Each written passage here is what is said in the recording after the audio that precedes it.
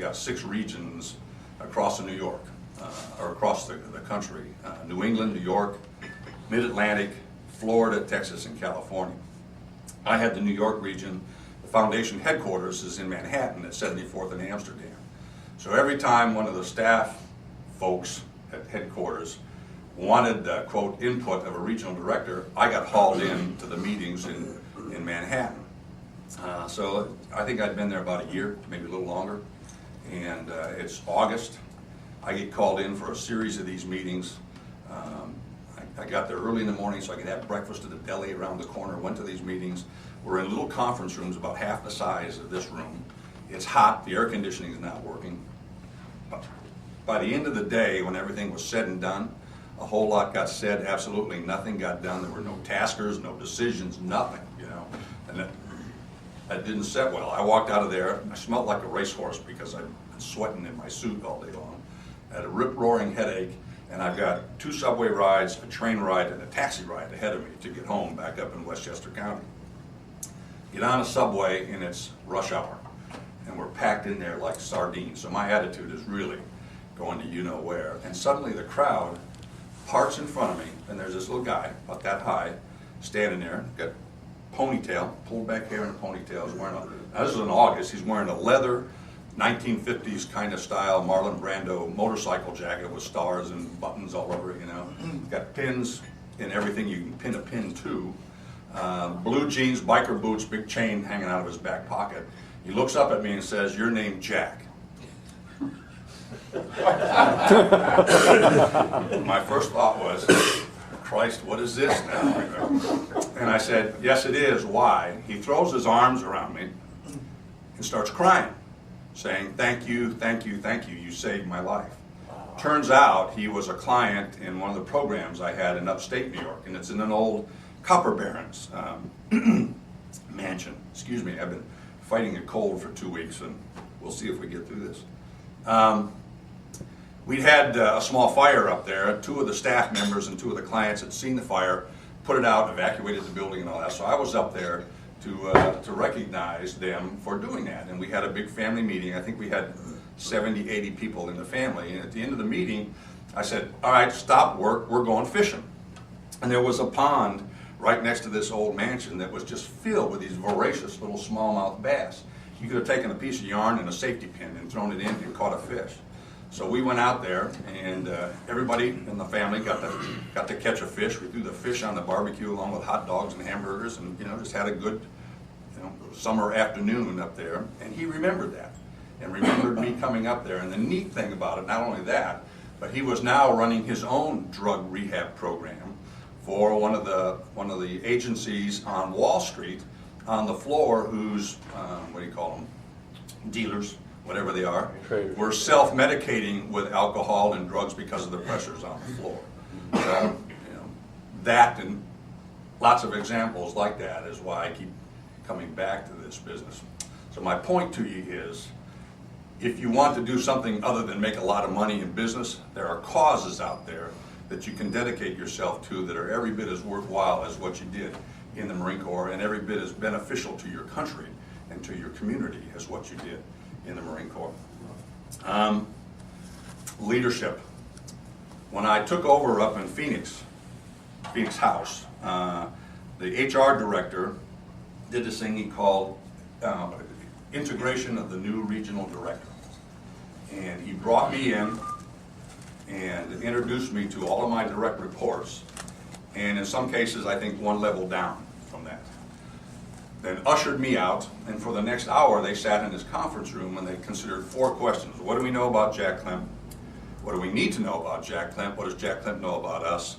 What does Jack Klimp need to know about us?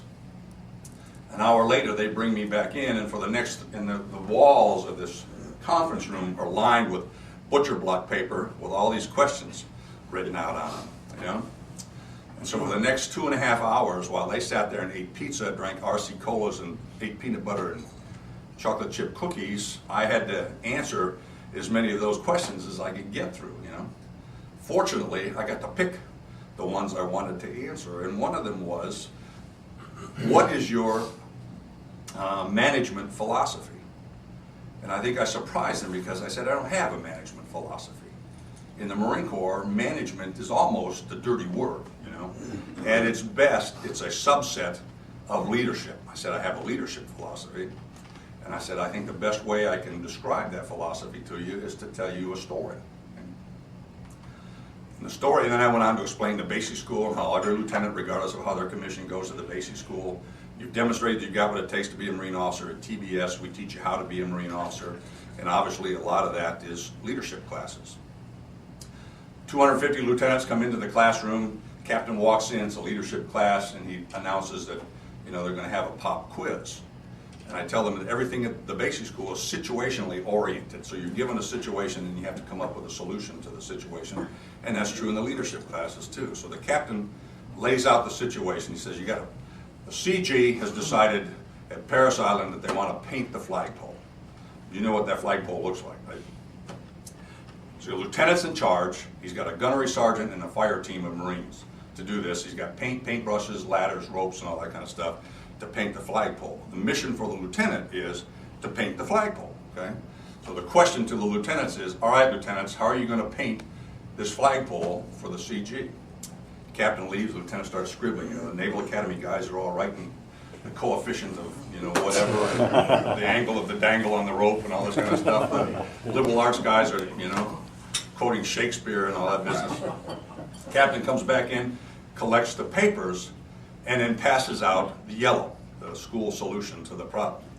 And so my question to my staff was, do you know what the school answer is to that question, Lieutenant, paint the flagpole? And I usually get this kind of a response, like, no. I said, the answer is the lieutenant turns to the gunny and says to the gunny, paint the flagpole. I'll be back in an hour to see how you're doing. And I said, that's the basis of my leadership philosophy. That's the basis of the philosophy of leadership that I was taught in the Marine Corps and that I practiced in the Marine Corps. I said, it assumes that people are in the Corps because they want to do a good job, because they want to belong to something special. And given the opportunity to demonstrate that, they will amaze you with their ingenuity and their creativity in getting a job accomplished.